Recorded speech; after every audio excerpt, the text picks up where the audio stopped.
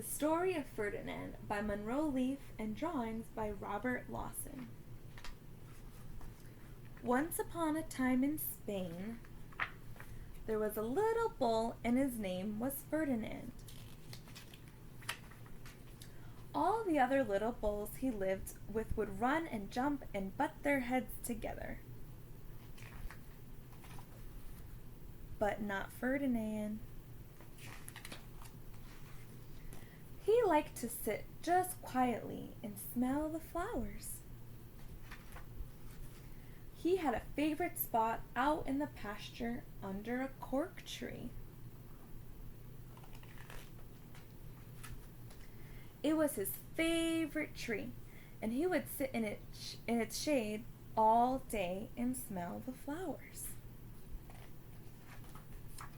Sometimes his mother, who was a cow, would worry about him. She was afraid he would be lonesome all by himself up in the tree.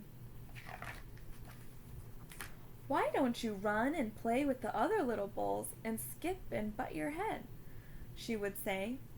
But Ferdinand would shake his head. "I like it better here when I could just sit quietly and smell the flowers." His mother saw that he was not lonesome, and because she was an understanding mother, even though she was a cow, she let him just sit there and be happy. As the years went by, Ferdinand grew and grew until he was very big and strong.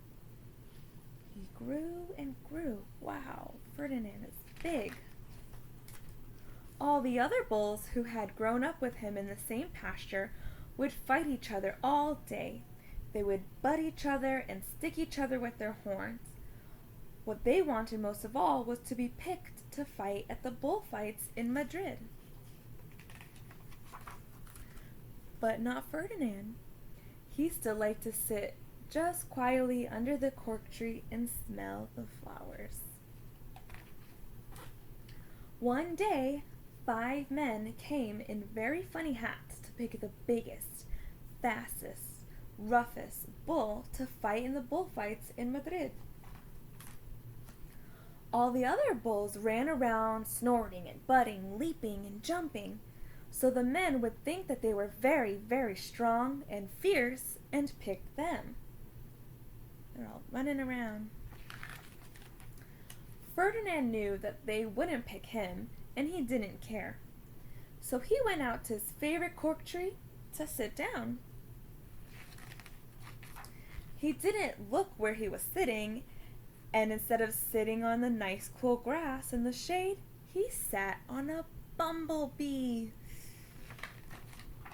Well, if you were a bumblebee and a bull sat on you, what would you do? You would sting him.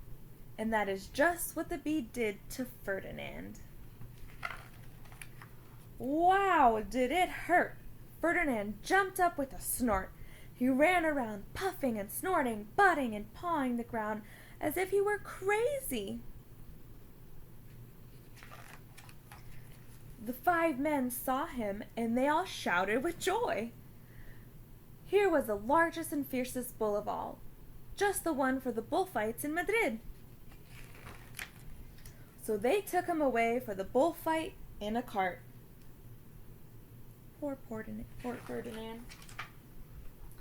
What a day it was. Flags were flying, bands were playing, and all the lovely ladies had flowers in their hair. All the flowers.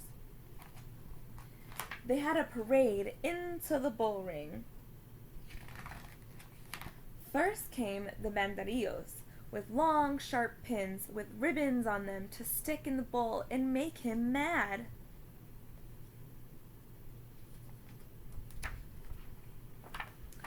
Next came the picadores, who rode skinny horses, and they had long spears to stick in the bull and make him madder.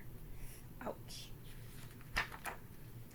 Then came the matador, the proudest of all. He thought he was very handsome, and bowed to the ladies. He had a red cape and a sword, and was supposed to stick the bull last of all. Then came the bull, and you know who that was, don't you? Ferdinand. They called him Ferdinand the Fierce, and all the banderillos were afraid of him, and the picadores were afraid of him, and the matador was scared stiff. Ooh.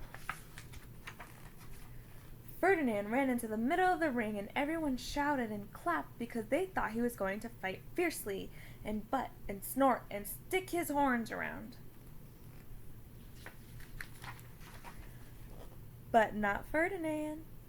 When he got to the middle of the ring, he saw the flowers and all the lovely ladies' hair, and he just sat down quietly and smelled.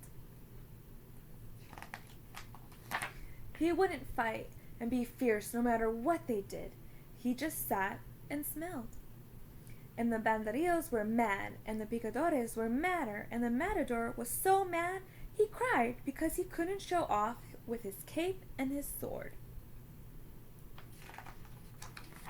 So they had to take Ferdinand home. And for all I know, he is sitting there still, under his favorite cork tree, smelling the flowers just quietly. He is very happy. The end.